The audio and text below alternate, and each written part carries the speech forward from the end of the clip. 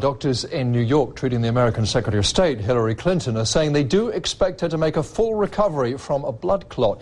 It's under her skull, but it caused no stroke or other neurological damage, they say. They also say she was in good spirits and engaging with her family and medical staff.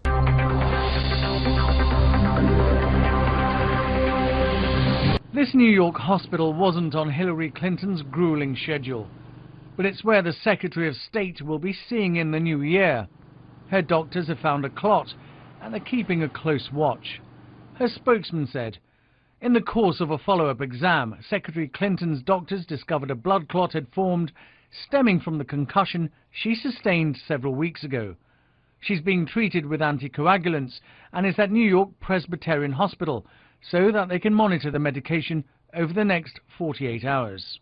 We don't actually know where the blood clot is. So a blood clot in the brain, for example, is actually a stroke, and obviously that's a very serious condition. But my guess, given the information that we've been given about Hillary Clinton, is that actually she's got a much less serious blood clot, such as a blood clot in her leg, which would be common after the period of immobility that she's had because she has been unwell.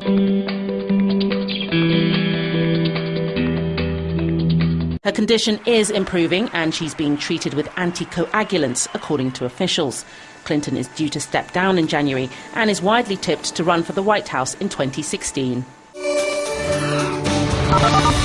Well, we do have some of these details now about what precisely happened to Secretary of State Clinton and the specific blood clot. The blood clot that we're talking about now, it was unclear where it was located previously, but we now know it's in one of the blood vessels around the brain. It is not, again, on the brain, pushing on the brain in any way, but it is a blood vessel that actually drains blood away from the brain. It's called a cerebral vein, and I want to show you here. We know that in Secretary Clinton's case, it is actually on the right side of her head, somewhere in this area.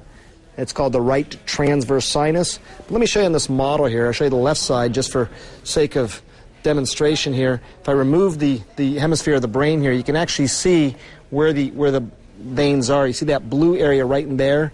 That is the area that is actually draining blood away from the brain, and one of these veins in this area, that's where that clot actually has occurred.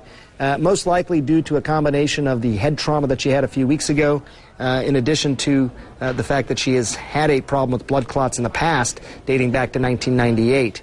We're hearing from her doctors. They say that she's on blood thinners. They say she is awake, she is talking, and most importantly, there's no evidence of stroke or neurological damage. My guess is they're going to continue to monitor her at least for another couple days in the hospital and probably get another scan at some point to make sure that clot is in fact dissolved as a result of those blood thinner medications.